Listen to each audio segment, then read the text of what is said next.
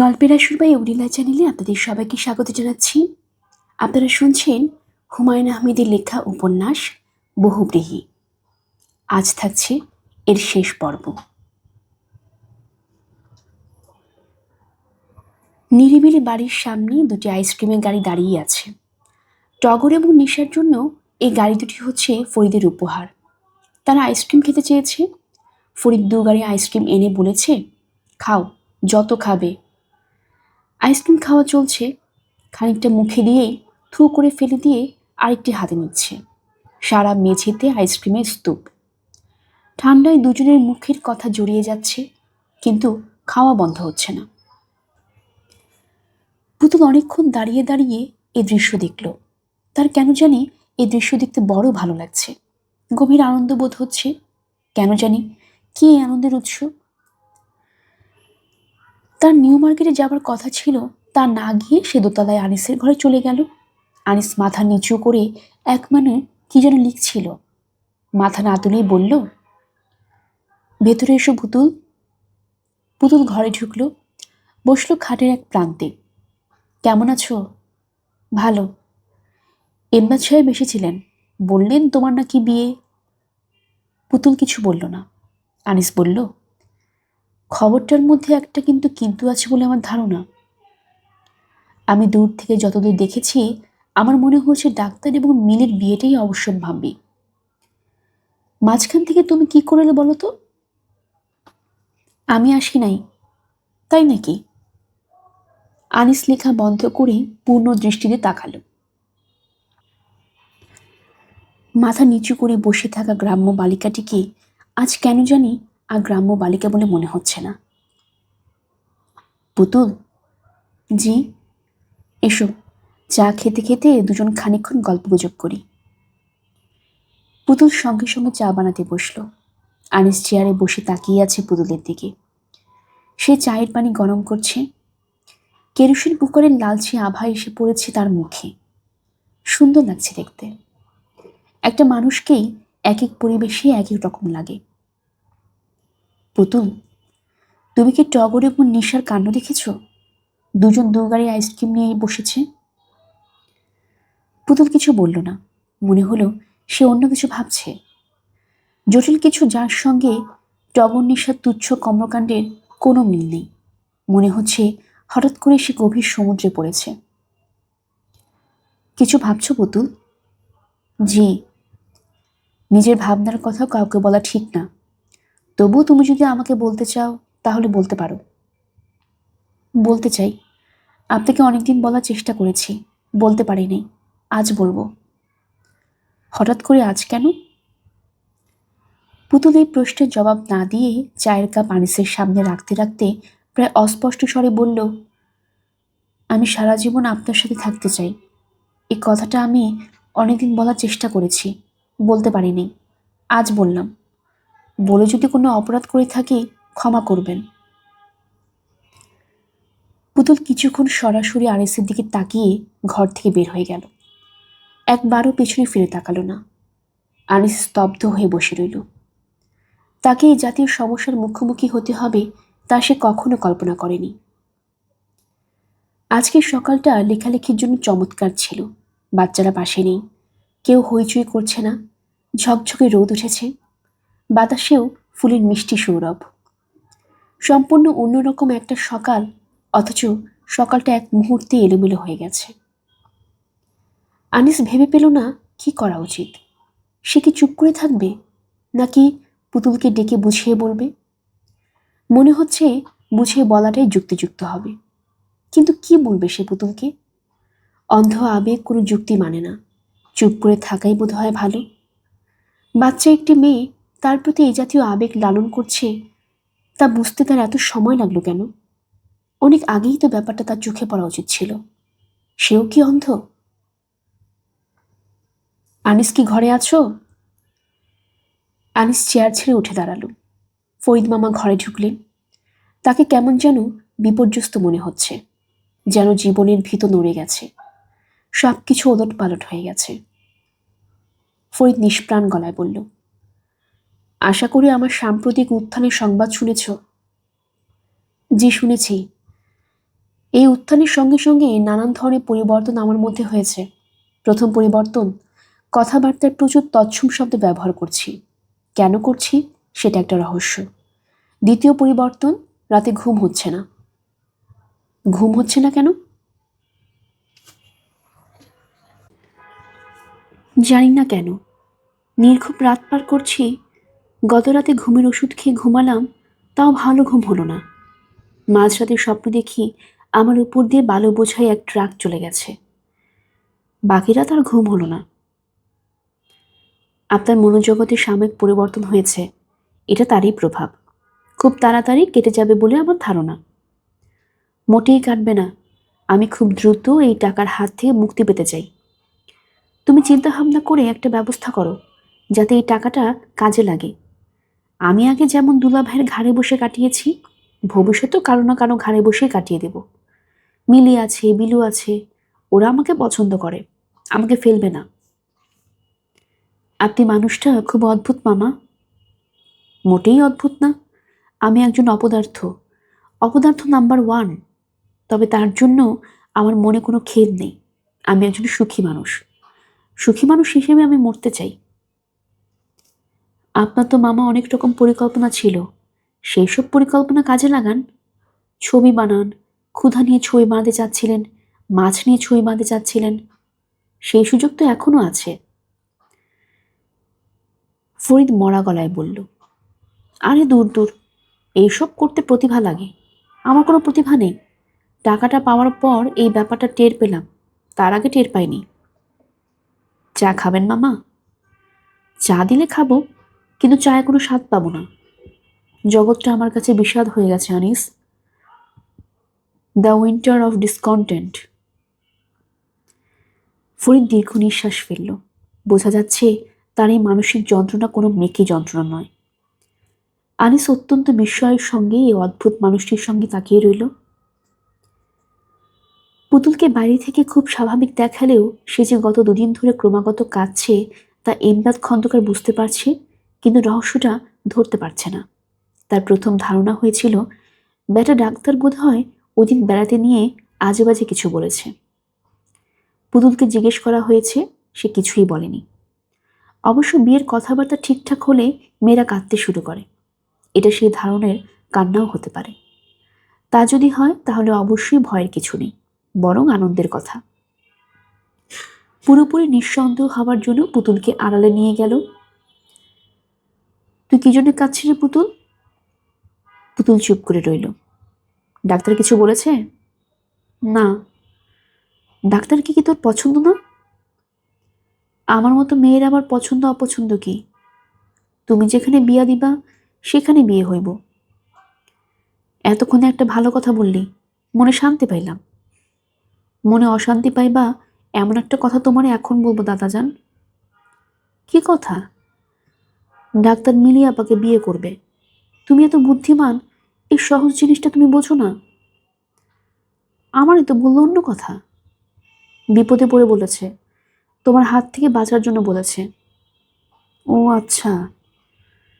খন্দকার হতভম্ব হয়ে পড়েছে। তার হতভম্ব ভাব কিছুতেই কাটছে না। কি বলে এই মেয়ে?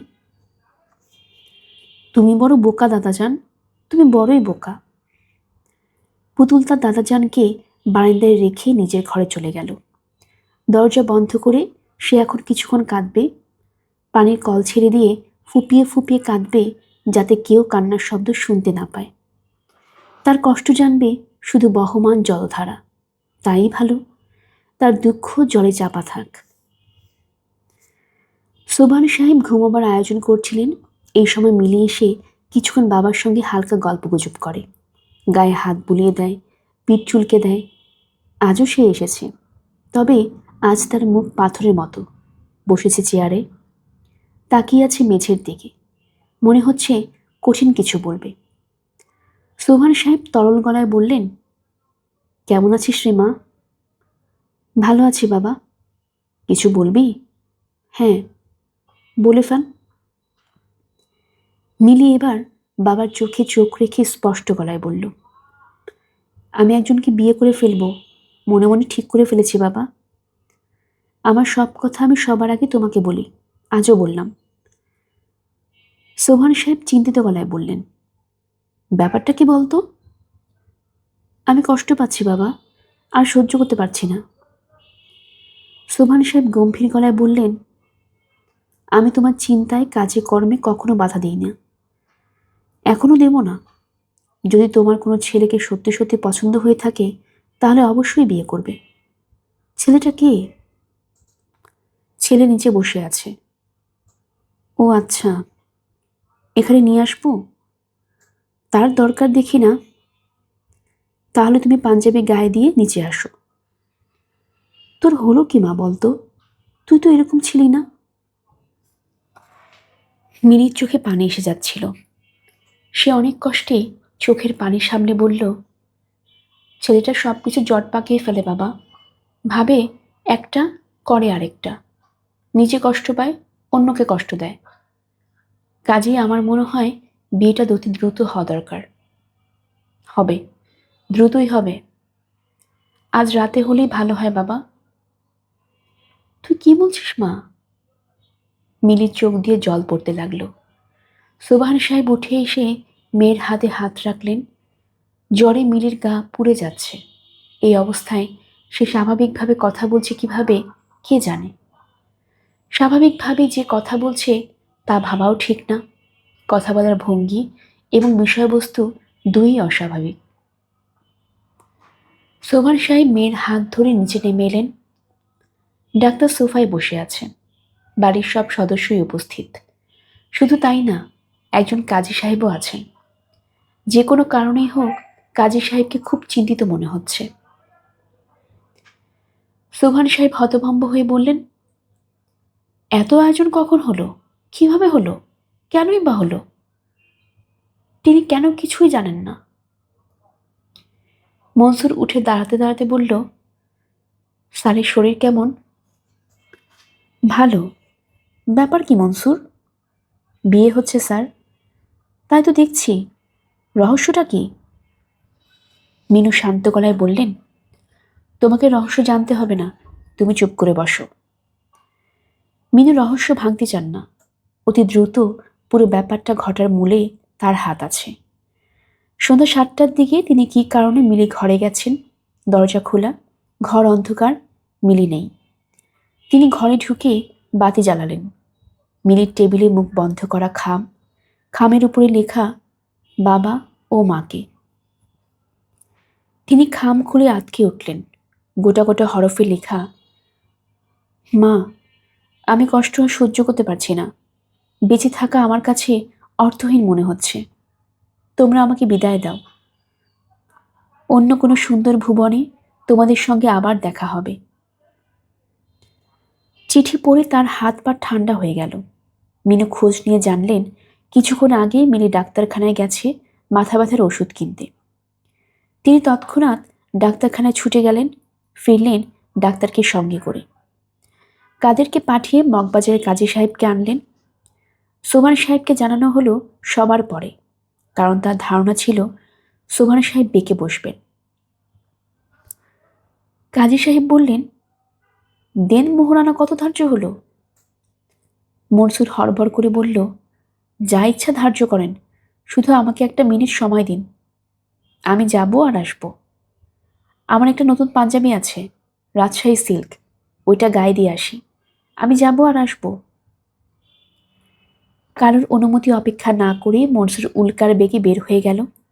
রাস্তা পার হওয়ার সময় দুজন পথচারীকে ধাক্কা দিয়ে ফেলে দিয়ে নিজে চলন্ত রিকশার সামনে পড়ে গেল। তার জ্ঞান হলো মেডিকেল কলেজ হাসপাতালের ইমার্জেন্সি ওয়ার্ডে। চোখ মেলে তাকানো মাত্র সে শুনল ফরিদের গলা, মিলি, গাধাটা জ্ঞান ফিরেছে মনে হয়, কোষ একটা চট দে তো। মনসুর তৎক্ষণাৎ চোখ বন্ধ করে ফেলল। অজ্ঞান হবার ভান করাই ভালো। মিলি পাশেই আছে, এই আনন্দই যথেষ্ট। শারীরিক কোনো কষ্টকে এখন আর কষ্ট মনে হচ্ছে না। তার বাঁ হাত ভেঙেছে বলে মনে হচ্ছে। কম্পাউন্ড ফ্র্যাকচার কিনা কে জানে। হোক যা ইচ্ছা, মিলি পাশে। দুটো হাত ভেঙে গেলেও ক্ষতি নেই, এতে বরং মিলির সহানুভূতি বেশি পাওয়া যাবে। রাত 2টার দিকে হাসপাতাল থেকে মনসুন ভালো আছে খবর পাবার পর সোভান সাহেব ঘুমোতে গেলেন। মিনু ঘুমোতে গেলেন না, তিনি জেগে রইলেন। এত বড় একটা সমস্যাতে তাকে খুব একটা বিচলিত মনে হলো না। সোভান সাহেব মৃদু স্বরে ডাকলেন, মিনু, তোমাকে একটা কথা বলি, রাগ করো না। বলো। মিলি যেমন নিজের বর নিজে পছন্দ করেছে, বিলিও কি তাই করবে? তোমার কি মনে হয়? মিনু জবাব দিলেন না। সোভান সাহেব বললেন, আমার মনে হয় না। বিলু সেরকম মেয়ে না। এই মেয়েটাকে আমি আমার পছন্দের একটা ছেলের সঙ্গে বিয়ে দেব। আমার ধারণা আমি বললেই সে রাজি হবে। ছেলেটা কে? ছেলেটা হলো আনিস। বুঝতে পারছি আমার কথা শুনে তুমি চমকে উঠেছ। চমকে উঠারই কথা। বিপত্তিক একটা ছেলে, বয়স বেশি, 2টা বাচ্চা আছে। তবু মানে অর্থাৎ ছেলেটাকে আমার খুবই পছন্দ। মিনু চুপ করে রইলেন। তাকে খুব বিচলিত মনে হলো না। সোভান সাহেব খানিকক্ষণ চুপ করে থেকে বললেন, তুমি যদি অনুমতি দাও তাহলে বিলুকে চিঠিতে আমার মতামতটা জানাই। মিনু সহজ গলায় বললেন, তোমার মতামত জানানোর কোনো প্রয়োজন নেই। বিলু আনিসকে বিয়ে করে বসে আছে। সে কি? ভয় কাউকে জানাইনি, আমি আজই জানলাম। আজই জানলে? হ্যাঁ। কার কাছ থেকে জানলে? বিলুর কাছ থেকে। বিলু এসেছে নাকি? হ্যাঁ, তোমরা সবাই যখন হাসপাতালে তখন এসেছে। ভয়ে তোমার সঙ্গে দেখা করছে না। যাও, ডেকে নিয়ে আসো। ও আনিসের ঘরে আছে, এখন টাকা ঠিক হবে না। হুম, সেটাও কথা। বাতিকে নিভিয়ে দেব, ঘুমোবে? না, বারান্দায় গিয়ে খানিকক্ষণ বসি। মিনু, আজ কি পূর্ণিমা? জানি না, মনে হচ্ছে পূর্ণিমা। সোহান সাহেব বারান্দায় এসে দেখলেন সত্যিই পূর্ণিমা। তিনি মনে মনে বললেন, এমন চাঁদের আলো, মরি যদি সেও ভালো, সে মরণ স্বর্গ সমান। অনেকদিন আগে পড়া এই লাইন দুটি কেন যেন তার মনে এলো কে জানে। ফরিদের টাকা পয়সার একটা বিলি ব্যবস্থা হয়েছে। আনিসের পরামর্শে একটা ট্রাস্টি বোর্ড করা হয়েছে। সে ট্রাস্টি বোর্ডের সভাপতি সোভান সাহেব। সদস্য 3জন, আনিস, ডাক্তার এবং কাদের। কাদেরকে সদস্য করা হয়েছে ফরিদের পীড়াপিড়িতে। সে নিজে ট্রাস্টি বোর্ডে থাকবে না, তবে খেটে খাওয়া মানুষের প্রতিনিধি হিসেবে কাদেরকে রাখতে চায়। ট্রাস্টি বোর্ড ফরিদের সমস্ত টাকা মুক্তিযুদ্ধে ইতিহাস লেখা এবং যুদ্ধে নিহত প্রতিটি বাংলাদেশ নাগরিকদের নামে ঠিকানা সংগ্রহে ব্যয় করবে। একটি বিশাল মিউজিয়াম তৈরি হবে। মিউজিয়ামের নাম স্বাধীনতা মিউজিয়াম। সেই মিউজিয়ামে পৃথিবীর প্রতিটি দেশের মুক্তিযুদ্ধের উপর প্রকাশিত সমস্ত গ্রন্থ থাকবে। এই ট্রাস্টের একমাত্র কাজ হবে দেশের মানুষদের মুক্তিযুদ্ধের চেতনায় উদ্বুদ্ধ করা। ফরিদ এখন তার আগের স্বাভাবিক অবস্থায় ফিরে গেছে, মহানন্দে আছে। তার মাথায় অন্য একটা পরিকল্পনা এসেছে। সে 5টা টিয়া পাখি জোগাড় করে তাদের কথা শেখাচ্ছে। কথাটা হচ্ছে, তুই রাজাকার। এইসব টিয়া পুরোপুরি কথা শিখে গেলে এদের উপহার হিসেবে বিশেষ বিশেষ মানুষদের কাছে পাঠানো হবে। তারাই পাবেন যারা একসময় রাজাকার ছিলেন। আজ দেশে হতাহতদের একজন হয়ে বসে আছেন। ফরিদের এই প্রজেক্টের নাম হচ্ছে প্রজেক্ট রাজাকার। তবে প্রজেক্টের কাজ ঠিকমতো এগোচ্ছে না। প্রথমত, পাখিগুলিকে কথা শেখাতে খুব বেগ পেতে হচ্ছে। দ্বিতীয়ত, টাকা পয়সার অভাব। ফরিদ তার সব টাকা পয়সা ট্রাস্টি বোর্ডে দিয়ে দেওয়ায় খুব বেকায়দা অবস্থায় পড়েছে। সোমান সাহেবের কাছ থেকে অনেক ঘোরাঘুরি করেও কিছু আদায় করতে পারেনি। তবে রহিমার মা তার আজীবন সঞ্চয় ভেঙে মামাকে 1000 টাকা দিয়েছে। সেই টাকায় আরও 12টি টিয়া কেনা হয়েছে। পাখির খাঁচা বারান্দায় ঝুলছে। সকাল থেকে সন্ধ্যা পর্যন্ত ফরিদ সেই পাখিগুলিকে শোনাচ্ছে, তুই রাজাকার। মুখে অবশ্য বলতে হচ্ছে না, টেপ রেকর্ডারে টেপ করা আছে, টেপ বাজানো হচ্ছে। ফরিদকে এই কাজে সাহায্য করছে পুতুল। আজকাল সে বড় নিঃসঙ্গ হয়ে পড়েছে। তার দাদাজান সোভান সাহেবের সঙ্গে শহীদদের নাম সংগ্রহের জন্য গ্রামে গঞ্জে ঘুরছেন। এই প্রথম তিনি একটি কাজ আনন্দ ও আগ্রহ নিয়ে করছেন। মনে হচ্ছে জীবনের শেষ প্রান্তে এসে তিনি বেঁচে থাকার একটি মানে খুঁজে পেয়েছেন। পাখিগুলির যত্ন করতে পুতুলের খুব ভালো লাগে। খাঁচায় বন্ধ এই পাখিগুলির সঙ্গে সে হয়তো নিজের জীবনের খানিকটা মিল খুঁজে পায়। মাঝে মাঝে আনিসের সঙ্গে তার দেখা হয়ে যায়। লজ্জায় সে মাথা নিচু করে ফেলে। আনিস বলে, কেমন আছো পুতুল? পুতুল তার জবাব দেয় না। মনে মনে বলে, আপনি ভালো থাকলেই আমি ভালো, আপনি সুখী হলেই আমি সুখী। দিনে একবার হলেও আপনাকে দেখতে পাচ্ছি, এই বা কম কি? এমন সৌভাগ্য কজন মেয়ের হয়? এক মঙ্গলবার ভোরে প্রচণ্ড চিৎকার এবং হইচয়ে নিরিবিলি বাড়ির সমস্ত নীরবতা ভঙ্গ হলো। ফরিদ পাগলের মতো চেঁচাচ্ছে। চেঁচানোর কারণ, একটি পাখি কথা শিখেছে।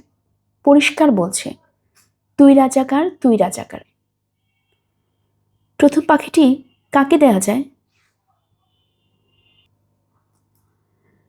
গল্পের আসর বাই অগ্নিলা চ্যানেলে আপনারা শুনছিলেন হুমায়ুন আহমেদের লেখা উপন্যাস বহুব্রীহি।